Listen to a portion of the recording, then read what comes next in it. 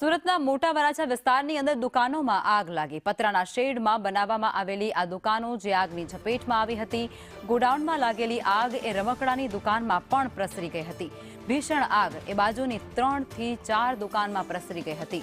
Short સર્કિટને કારણે આ આગ લાગી હોવાનું પ્રાથમિક અનુમાન સેવવામાં આવી રહ્યું છે। ત્યારે 5 થી વધારે ફાયર ફાઇટરની જે ટીમો છે તે ત્યાં પહોંચી ચૂકી છે। આગ પર કાબુ મેળવવાના પ્રયાસો અથાગ તેમના દ્વારા હાથ ધરવામાં આવ્યા અને ત્યારબાદ આખરે આગ પર તેમના દ્વારા કાબુ મેળવી લેવામાં આવ્યો છે।